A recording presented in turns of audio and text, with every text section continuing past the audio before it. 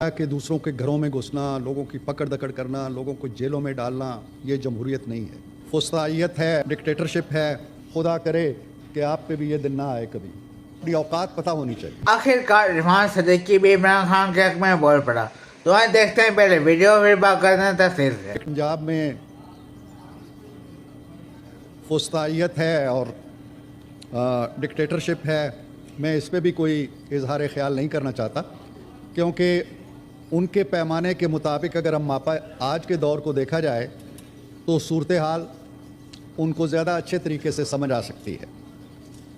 میری گزارش یہ ہے کہ میں اپنے برادر عزیز فیصل واڈا نے ایک بڑا امپورٹنٹ ایشو کھڑا کیا ہے، اور یہ امپورٹنٹ ایشو اس لیے نہیں ہے کہ جس شخص نے یہ معاملہ اٹھایا ہے اس کا نام فیصل واڈا ہے یا اس کا تعلق کسی خاص جماعت سے ہے یا نہیں ہے۔ میں سمجھتا ہوں کہ اس پارلیمنٹ اس ایوان کا رکن، اس سینٹ کا رکن، ایوان بالا کا رکن، چاہے یہاں بیٹھا ہو یا وہاں بیٹھا ہو، خدا کرے کہ آپ پہ بھی یہ دن نہ آئے کبھی۔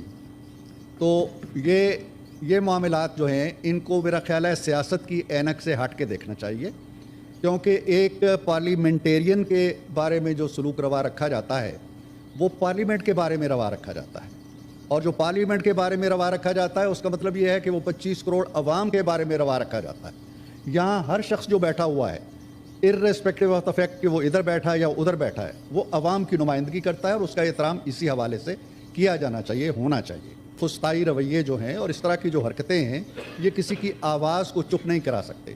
آپ دوسرے کے قد کاٹ کو زیادہ نمایاں کرتے ہیں جب کوئی اس طرح کی بات ہوتی ہے۔ ایسا نہیں ہونا چاہیے، ایسا کل بھی نہیں ہونا چاہیے تھا، ایسا آئندہ بھی نہیں ہونا چاہیے۔ تو مجھے بہت افسوس ہوا۔ انشاءاللہ طارر صاحب نے یقین دہانی کرائی ہے، کل وہ اس پہ جامع رپورٹ پیش کریں گے۔ میڈم چیئرپرسن عدلیہ کے حوالے سے اگر بات کی جائے تو ہماری عدلیہ کا ایک کردار تو وہ ہے جو اس نے آئین کے بارے میں روا رکھا پچھلے 76-77 سالوں کے دوران۔ اس کا ایک کردار وہ ہے جو اس نے آئین شکنوں کے بارے میں روا رکھا۔ اس کا ایک کردار وہ ہے جو اس نے جمہوریت کے بارے میں روا رکھا۔ اس کا ایک کردار وہ ہے جو اس نے جمہوریت شکنوں کے بارے میں روا رکھا۔ اس کا ایک کردار وہ ہے جو اس نے سیاست کے بارے میں روا رکھا، اور ایک کردار وہ ہے جو سیاستدانوں کے بارے میں روا رکھا۔ آپ دیکھیے کہ جب بھی آئین توڑا گیا، میڈم چیئرپرسن، انہوں نے آئین توڑنے والے کے گلے میں پھولوں کے ہار ڈالے، اس کے ہاتھ پہ بیعت کی، اور اس کے تمام اقدامات کو جائز قرار دیا، اور اسے لکھ کے دیا کہ آئندہ بھی اس آئین کے اندر اگر کوئی توڑ پھوڑ کرنا چاہتے ہو تو تمہاری مرضی ہے، جو مرضی ہے کر لو، اور انہوں نے اپنی مرضیاں کی۔ اسی طرح جب بھی جمہوریت کشی ہوئی انہوں نے جمہوریت کشوں کا ساتھ دیا، اور سیاستدان ڈے ون سے جب مولوی تمیز الدین کی اسمبلی توڑی گئی تو وہ ایک رکشے میں بیٹھ کے برقع پہن کے کورٹ پہنچے تھے۔ یہ بھی اجازت نہیں تھی کہ وہ کورٹ پہنچ سکے، ان کے راستے روک لیے گئے تھے۔ تو یہ داستانیں بڑی پرانی ہیں۔ تو عدلیہ نے جو ایک ایگزامپل سیٹ کی شروع میں، ابتدائے کار میں ہی، پہلے 6-7 سالوں کے اندر، کہ یہ ایک نظریہ ضرورت بھی ہوتا ہے، اور اس نظریہ ضرورت نے ہمیشہ جمہوریت کا سر کچلا، ہمیشہ آئین کا سر کچلا، ہمیشہ سیاستدانوں کا سر کچلا، اور ہمیشہ سیاسی جو اقدار ہیں ان کا سر کچلا۔ جناب چیئرپرسن، ایک ہوتا ہے عدالت کا فیصلہ۔ عدالت معاملے کو دیکھتی ہے، جانچ پرکھ کرتی ہے، وکلاء آتے ہیں، اپنا مقدمہ پیش کرتے ہیں، آئین ہوتا ہے، قانون ہوتا ہے، روایات ہوتی ہیں، ضابطے ہوتے ہیں، ان کی نگاہ میں وہ دیکھتی ہے، وہ فیصلہ کر دیں 100 بسم اللہ۔ لیکن انہیں یہ استحقاق کس نے دیا ہے کہ چلیں آپ نے تنخواہ نہ لینے پہ، بیٹے سے تنخواہ نہ لینے پہ آپ نے گھر بھیج دیا، چلیں بھیج دیا، اس نے مان لیا، وہ گھر بھی چلا گیا اپنی وزارت عظمیٰ چھوڑ کے۔ آپ کو کس نے یہ استحقاق دیا تھا کہ آپ اس کے ماتھے پہ سسیلین مافیا کا داغ چپکائیں؟ یہ کس نے کہا تھا آپ کو؟ آپ کو کس نے کہا تھا کہ اس کو گاڈ فادر کا نام دیں؟ آپ کو کس نے کہا تھا کہ اس سینیٹر کو آپ پراکسی کہیں؟ یہ اختیار آپ کہاں سے لیتے ہیں؟ یہ کون سا آئین ہے؟ کون سا ضابطۂ اخلاق ہے؟ میرے ایک بہت ہی محترم جج صاحب نے 2-3 دن پہلے، عطر من اللہ صاحب نے ایک تقریر کی، ایک فنکشن میں، ایک تقریب میں، فیڈرل جوڈیشل اکیڈمی میں، اور انہوں نے فرمایا کہ اگر ہم امام ابو حنیفہ رحمۃ اللہ علیہ کے ضابطۂ اخلاق پر عمل کریں اور اس کو اپنا لیں تو ہماری عدلیہ میں انقلاب برپا ہو جائے گا۔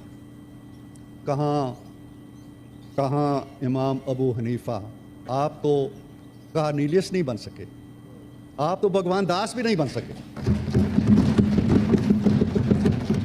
आप नाम लेते हैं इमाम अबू हनीफा का। इमाम अबू हनीफा को क्या क्या सज़ाएं नहीं मिली, कोड़े तक खाने पड़े, उन्होंने मनसब कज़ा कबूल नहीं किया। उन्होंने कहा ये काम मैं नहीं कर सकता। आप तो इसके पीछे भागते हैं, आप तो सुरंगें लगाते हैं कि मैं किस तरह इस मनसब तक पहुंचूं, आप तो कैसे कैसे हरबे इख्तियार करते हैं। आप कहाँ इमाम अबू हनीफा कहाँ? आप कल एक मोहतरम जज साहब ने क्या क्या चीज़ें कही हैं।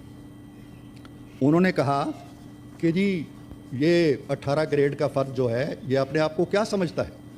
उन्होंने, उनके अल्फाज थे कि ISI के सेक्टर कमांडर पर रिमार्क्स देते हुए कहा कि सेक्टर कमांडर चांद पर रहता है, क्या हैसियत है उसकी? एक ग्रेड 18 का मुलाजम होगा, उनको अपनी औकात पता होनी चाहिए। मुझे ISI के अहलकार से कोई हमदर्दी नहीं, लेकिन वो एक इंसान है।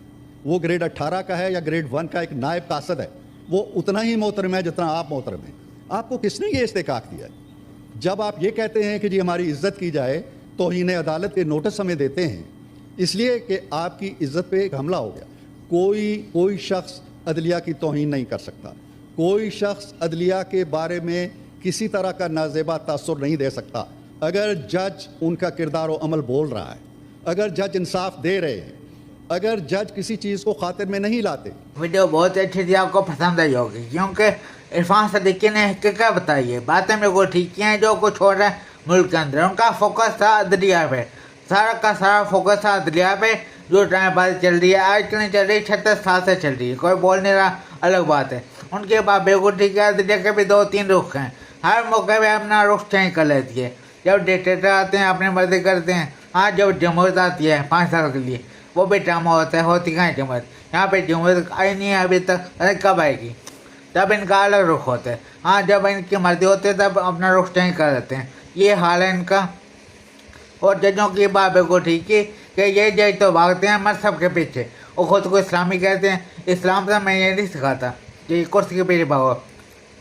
इनको जीना मरना सब कुछ कुर्सी बैठना है। इनको कुर्सी बैठने के लिए कुछ भी करना पड़े कर लेते हैं, और बातें करते हैं कानून की, आइन की, इंसाफ की और असूलों की। ये असूलों पे कहाँ चल सकते हैं? जहाँ बात ये बंद करने अभी, क्योंकि वहाँ को शोर आ चुके हैं। इमरान खान का साथ कसूर नहीं है, क्या कहो कि इमरान खान ने शोर दिए। अभी देखें मीडिया आ चुका है, सोशल मीडिया ने कितना काम किया, और लोग खुद भी अक्ल करते हैं। क्यों 36 साल से जो बंदा बिल्कुल देख रहे हैं, मुल्क का कोई हाल नहीं है, बर्बाद हो रहा है मुल्क। हाँ, यहाँ पे कुछ नहीं बचा, खाने पीने की शायद महंगी कर दी है, तो मुल्क का कोई फ़ायदा नहीं हो रहा, नुकसान नहीं हो रहा है। फ़ायदा किसको हो रहा है? फ़ायदा हो रहा है फिर पार्टी का, हाँ नून लीग का, इनका फ़ायदा हो रहा है, हाँ सियासतदानों का। मुल्क का तो कोई फ़ायदा नहीं हो रहा।